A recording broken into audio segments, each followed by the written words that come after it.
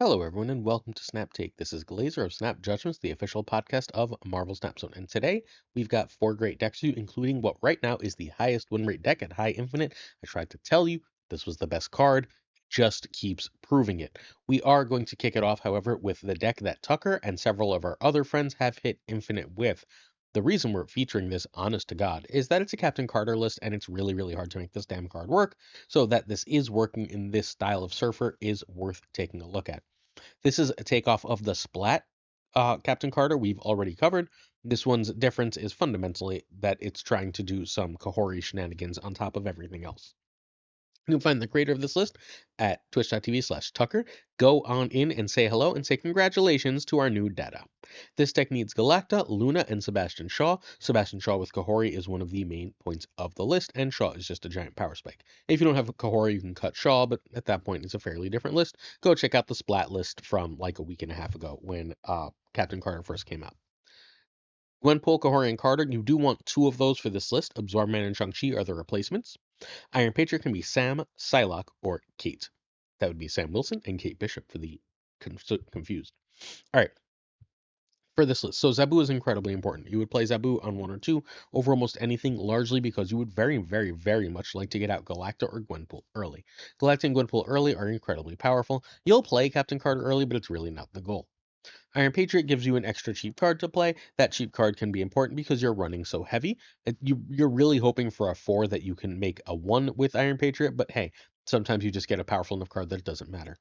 Brood is a late game play. Brood is incredible in sort of three different ways. Obviously, you've got the Galacta for 15 power, the Surfer for 12 power, but you can also just play it behind a Captain Carter, adding an extra 6 power to the Brood that way. So all of these are very, very powerful things you can do, and you can obviously add more than 6 power to the Brood if you've buffed Captain Carter in some way. Surfer is Surfer. It adds a bunch of power at the end of the game. We know what Surfer does in a Surfer list. Juggernaut gives you the ability to basically guarantee yourself the Iron Patriot lane, while also having the power to steal a lane at the end of the game, both of which are incredibly strong, and thus he is in the list. Sebastian Shaw is very, very good after a Galacta. That turns him into a 9 power play. A single Gwenpool hit turns him into an 8 power play, which is also very, very good. And then the Surfer will also turn him into an 8 power play. And then the big one is Kahhori, because that Kahhori hits everything individually. That can make Sebastian Shaw an insane play. If you sometimes you're just going to pass until 3, drop Shaw, then drop Kahhori, and you end up with like a 17 power card, which is, a lot. Luna is important for this list and required because one of the main strategies here, like if you don't get the Zabu, you really, really, really want like you have three things you're trying to do. You're trying to go Zabu into early Galacta or Gwenpool, you're trying to go Shaw directly into Kahhori, or you're trying to go Luna into Sarah. And you do want those multiple game plans because one of those are how you win with this deck. So Luna is here to get you straight into Sarah, although at the end of the game, having the ability to go 4+3 is very important. If, for example, you don't see Surfer, but at the end of the game you have a Captain Carter and a Brood, that's really strong. Or, for example, a Kahhori and a Juggernaut. Cards like that, combinations like that, offer you a lot in this list. Captain Carter is the least important of the fours here. She's really, really nice for Brood. Otherwise, you don't tend to play really enough to make her super great, but she's good enough, especially because Brood is in the list. Galacta remains the most important 4, no matter what, in a Surfer list. It's just too good with Brood not to be. Its buff being more than Surfer is also insane. Gwenpool is really nice because you're holding till late and trying to play it early. Gwenpool was basically replaced in Surfer lists with Galacta. This one goes even heavier and runs both. Kahhori is here largely for Shaw, but you really do want to play Kahhori if you're going to play her on 4 if you don't have Galacta or Gwenpool, because your goal of Kahhori is for you to have a bunch of early cards in hand, and then you just make her like a 4-10, 4-11, and you're perfectly happy with that. Meanwhile, Sarah lets you really, really abuse playing the 4 drops, especially if you also played Zabu, and gives you very powerful endgame conditions. So again, multiple people hit him with this, including the Pirate King himself. Turn 1, you want Zabu. Turn 2, Zabu over Iron Patriot. Turn 3, Luna for Sarah is basically always the play, unless you think they have Mobius. Galacta or Gwenpool are also great plays, and that's the order I would play those in. Then you can play Shaw if Kahhori. You can actually sometimes on turn 3, depending on what's in your hand, play Gwenpool before Galacta, because you're usually going to want to play both. And then you can play Luna otherwise. For anyone who's new here, the white means that this is a snap condition. Generally speaking, Sarah, when you get it down on, when you can Sarah on 3, or if you Sarah on 5, I should have made it white on 5, are your snap conditions. Turn 4 is the same basic concept as turn 3. Then turn 5, Sarah, or you do the plays after Sarah, which is to say, if you went Luna into Sarah, now you're going to play multiple 4s on turn 5. You can also, if you played Luna and missed Sarah, go 3+3 on turn 5. Turn 6, Brood, Shaw, or Juggernaut plus Surfer, or you can do like a Gwenpool, or sorry, not a Gwenpool, a Galacta or Kahhori plus another 3-drop. That's it. That's how you play this list. It is really strong. Props to Tucker for adding Kahhori and hitting Infinite with this very cool list. He's usually day 1 Infinite, but when you're busy trying to have a baby, uh, things get a little hectic. Please, before we get to the deck of the day, hit that sub, like, and comment. If you're willing to, we give you 7 days a week of Marvel Snap videos. We cover Marvel Snap more thoroughly than absolutely anyone. If you're interested in the most consistent Marvel Snap coverage, please do hit that sub button, like, and comment. We are also giving away a Captain Carter. I am away as you watch this. I will be back on Tuesday/Wednesday. And at that point, we're going to give away 2 Captain Carters. So if you do a sub, like, and comment, your comment will enter you to win a Captain Carter. There will be a specific question for a comment later this video. We are also kicking off the next season of the Snap Judgments League on April 21st. There are $500 in prizes. Join the Discord if you want more information on that, but all you have to do is play 1 game of Marvel Snap a week. If you win enough, you get up to $500 in prizes. It's an amazing deal. We are also sponsored this season by TopDeck.gg, so please do go check them out if you are ever running a tournament, looking at tournament info for other games. They are absolutely top notch. They're a smaller tournament platform, but they have been supporting us, and we want to support them because they're absolutely amazing. Next up, we've got right now is the highest win rate deck in High Infinite. This is a 71% win rate in 100 games at High Infinite. It is the standard ass Scream list. It's running Nebula for Rocket and Groot, who's now a 3/2, and then it just threw in Ajax because Rocket and Groot, Scream, and Red Guardian give you a little bit of negative. That usually means that Ajax is like a 10 or 11 power card, but there's enough locations that do a little bit of negative stuff. There's enough people who are running their own. Like if you play on your opponent Rocket and Groot, getting that power back from Ajax is pretty damn funny. There's a lot of plays like that that really do make this cool. This is right now the highest win rate deck in High Infinite. And the I told you so here is coming because Scream in so many different ways, in so many different platforms, is the best deck in Marvel Snap. Scream can be made to answer anything. People often claim the Bullseye deck is better, but you can build a Scream deck to beat the Bullseye deck, and the Scream deck has better matchups into everything else. This is where we are in Marvel Snap. It is Scream's world. The rest of us are just living in it. Get ready for the card. And I know Sam Wilson is in the deck, and that is Scream's main competitor for the best in the game. Craven sort of connects those two. It's fitting that Craven goes between, right? Because Craven is sort of your backup Scream, but Craven also goes really well with Sam Wilson as a way to get that shield and to counter opposing Sam Wilson's, which Scream also does. So all of these cards go so well together. All right, so I have no idea who made this, but I've been playing it on twitch.tv/PulseGlazer if you're interested in coming to check it out. This deck needs Scream. Sam can be Iron Patriot, Hazmat, or Scorpion. A Rocket and Groot is, generally speaking, your best in slot 3. I would lean toward Cassandra Nova. Ajax and Cannonball can be Shang, Arrow, Magneto, or Heimdall. Red Guardian can be Rogue. Now, it's worth noting that our friend Rorim plays this exact list. Here, let's look at it. This exact list, but he has Hazmat in for Nebula. I think if you're going to make that change and you can figure out and you can like afford it, Stegron should probably be Luna Snow. I think that would make the list better, but you're pretty satisfied either way. I just wanted to add that extra caveat in there. Nebula is really great here. So what this deck does really well is has a mini clog package. Nebula and Rocket and Groot help with that. So you play Nebula right, you know they want to play in it. That means your Polaris and your Stegron do a really excellent job at locking up that location, which means Cannonball can win you the game. That's obviously an extremely powerful play. Also, if you play Rock and Groot on Nebula, they have a choice to either give you 2 power or give you 2 power, which is very nice. Scream herself is the best card. If you can play her on 2, you snap. She has, if you play her on 2, a move on 3 is 4, a move on 4 is 4, a move on 5 is 4, move on 6 is 4, right? That's 4 times 4. She is playing for a 218 in power. That's a lot. Craven is not playing for anything near that, but hey, you'll take a 2-8-2-9 as you will with Sam Wilson, who also can trigger your moves for Craven and make you a cheap Miles Morales. Spider-Man is just a nice cheap mover for Scream and Craven, and triggering Miles to 4 is really solid stats. Rocket and Groot has the benefit of moving for Craven while also giving negative power to opposing cards and helping that clog mini package game plan. Red Guardian stops opponent stuff that would otherwise annoy you. Turning off Sam Wilson, like wait the extra turn, turn off Sam Wilson, not the shield if you can. And if you can turn off Sam Wilson, then you can stick the shield somewhere, and the deck gets much easier to clog for opponents. Polaris is part of your mini clog package that triggers Scream and Craven. Miles is a 1/6, which is crazy good stats. Stegron is a 4/7, which is good stats, but he also, again, with Polaris, is your clog package. Ajax is generally speaking not huge here, but hey, a 5/11, 5/12 is very strong, especially if you can play it at the end with Miles, as we've seen many a time. And then Cannonball is a game and lane winner. He is fundamentally a 5 infinity in the right situations. So this is a 71% win rate in 100 games at high infinite.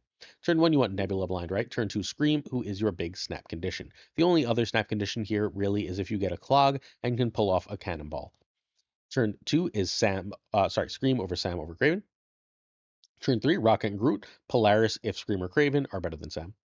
You can play a 2/2 on 4 because, like, let's say you played Scream, now you might want to go Sam and Craven. You can also go Stegron, or you can play a 3 and Miles. Like, if you played Rocket and Groot, you can play Polaris. If you played Polaris, you can play Rocket and Groot, so on and so forth.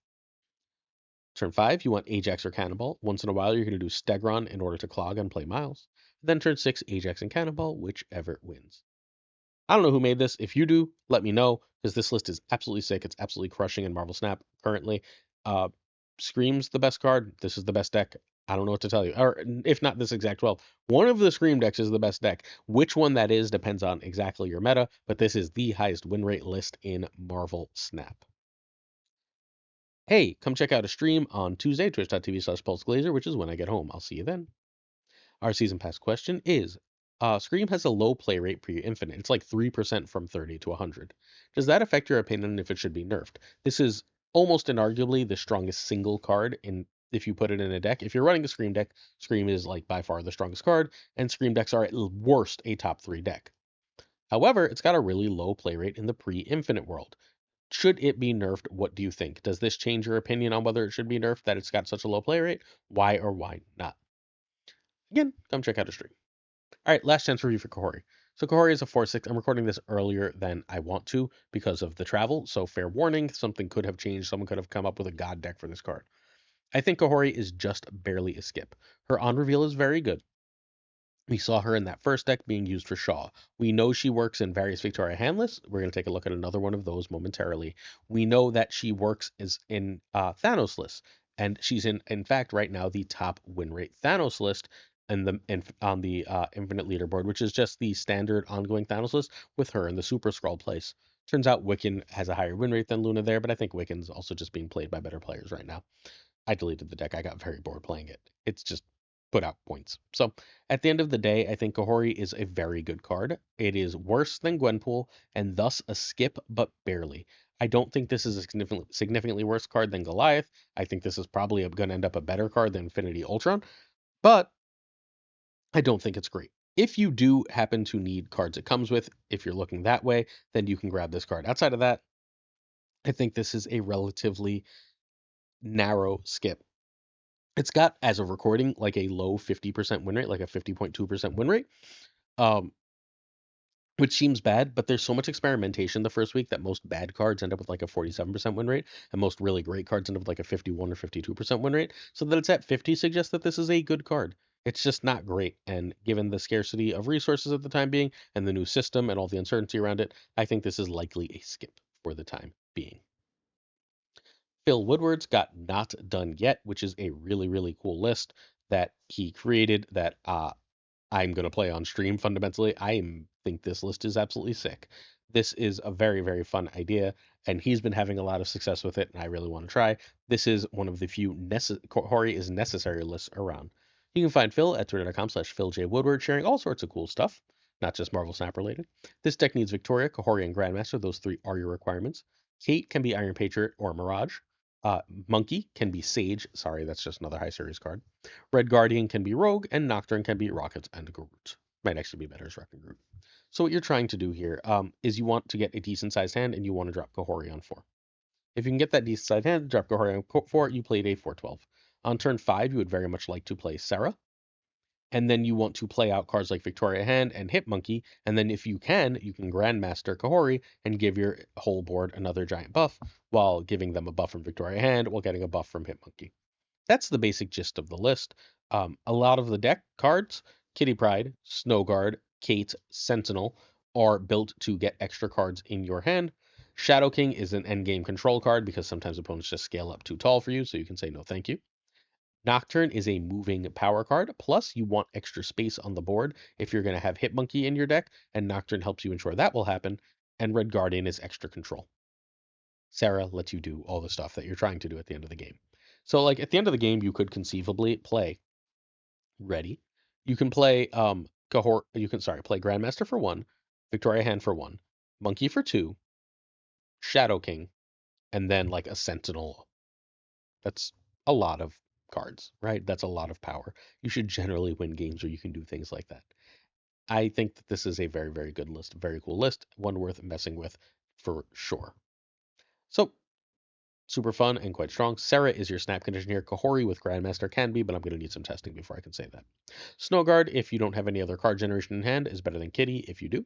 Turn 2, you want Kate or Sentinel, generally speaking, over Victoria. Unless you don't have Sarah, then you might want to get Victoria out. But we're in a fairly Enchantress meta, so be careful. Turn 3, Nocturne is basically always the play, unless you're like going to go Kahhori into Sarah and you have like perfect locations. Nocturne being a movable big power card with Kahhori is pretty damn good, though. My cat may jump on me getting ready. You can also just play a 2+1, and you can generate if Kahhori. Turn 4, Kahhori is your main goal, and that's better than any of the earlier plays. Turn 5, Sarah is key, so you can do all the things at the end. Turn 6, Grandmaster and Kahhori, and a 3. Turn 4, Victoria Monkey and generated cards, and then you throw in whatever control cards as you need to. Hey, you decided not to jump on me. That's great. One last look at this list. Props to Phil. Really cool list. Go check out Woodward's Not Done Yet. Oop, here he is. He did jump over. If you'd like to see some gameplay from these lists while I'm away, please check out the stream team on Saturday. Fopler Newman is on at 10 a.m. Eastern. Oh Behaved is on Sunday at 1, and then Gregor at 7 p.m. Eastern on Monday. So go check out some of our friends playing some of these great decks. Next up, we've got Husky, who makes Eson work. Husky came up with a really cool Eson list, along with members of his Discord. In particular, a player named Tetatonic. Sorry, that cat wandered in front of the computer. I'm assuming you saw that. I don't know. So Husky made Eson work. Really cool list. Is this like tier one? I'm not sure, but it is very fun and it can be played for a high win rate at the top of Infinite. The creator of this list is twitch.tv/huskypuppies35, and the shell that he worked from was Tetatonics. This deck needs Eson, Blink, Luna, Wiccan, Valentina, Iron Patriot, which I'm really sorry about. That's almost all the high series cards. I don't know. Sometimes it happens. Kate Bishop here can be Penny or Domino. Juggernaut is a swing card. Juggernaut might not be right. He was messing around with what Juggernaut could be a whole lot while organizing this deck.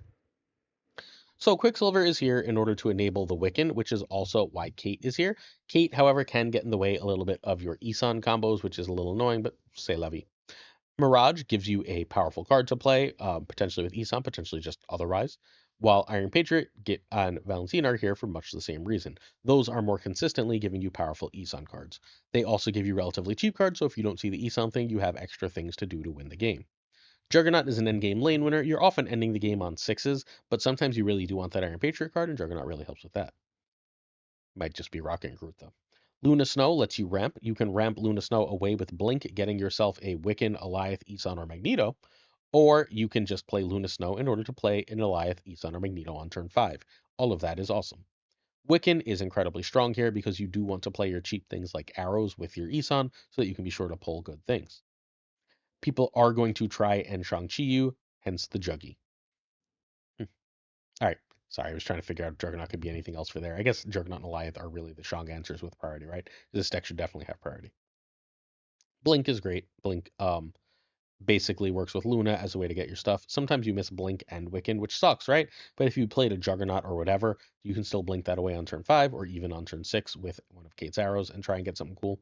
And then we have Eson as a way to pull your Iron Patriot, Valentina, sometimes Mirage and Hawkeye, but ideally not cards.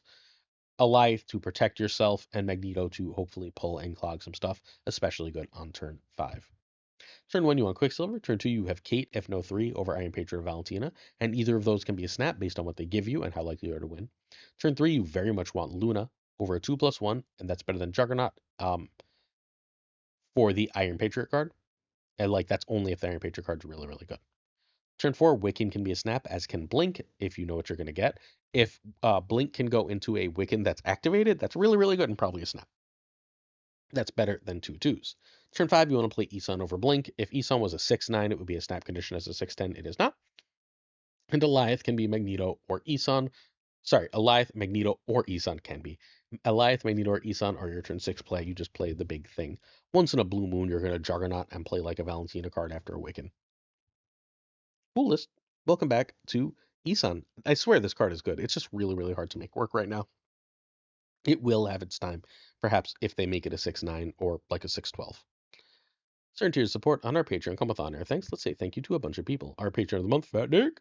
We've got Abigail Gieslin, Mandatory Burnout, Always Kind, Always Kind LAB. I keep always kinding irregardless. He's not a word. Ink, I am Frostman, Hota Nevedete, Thinking Poker, Primed Ryan. Please check out the Primed Mind app. Ryan Burke, Ryan Wood, Caretix Lee, Koi Ray, Kazushi, Archangel 3K, Black Dahlia, Perofros, The Goat Seeker, Cope. That's our little alliance leader section. Hallowed, Only Fox, Synth, Absolute Shannon, Nightmare, Wake Up, Dirty, Casual, Filthy, Mr. Kerfuffle, my regular opponent, Cables, Back to Traveling the World, question mark, Ginger Prime, sup Ginge, haven't heard from you in a bit, hopefully you're doing well, Philly, Haplo, what's happening, Kenny Loggins of the Danger Zone, The Notorious Bizza, quite notorious as well as Black Jeep is 23, Extra C and Skippy G, Remy Friends, Jessica Gamble, what's up Jess, Mr. Slush Death, winner of Snapchat League Season 1, The King of Bros, Bruh, The Great Gazoo, Werewolf, regular visitor, thank you. Werewolf, how you doing? Kev C. Hoda, hey Kev. Luna Chris, Clam, Colonel Forbin, Bricks to Click, Rob Subman, M. Holland, David G. Wingfield, Stephen, Brian Crossfincher, Nate Martin, Jason B., and Mr. Chris Terry, along with Matt V., Ren Wrench, Corbin, John Q, and Jim McHugh, You Stout, A Sage, One Big Man, Milkman for Reels, Cactus Jack, BG, Quid Pro Joe, Snap, Decision Joe, Mod Supreme Models, Green Goblin, Unibot, Flan 56, The Fuzzy Lop, Spectrum Mix, Hoot, Ocularis, Matt H, DJ, Mikey Hijinks, No Frickin' Flex, Nick the Greek Geek, Zodrex, the King of Canada, Dan Man Falcon, Father Newman, Jonesy, Two Ties, the Great Lauren Evs, the Pirate King Tucker, of course, Gunny T. The T stands for, I'm gonna get off this video before this cat bites me. That was a rhyme, not a T stands for. Peace.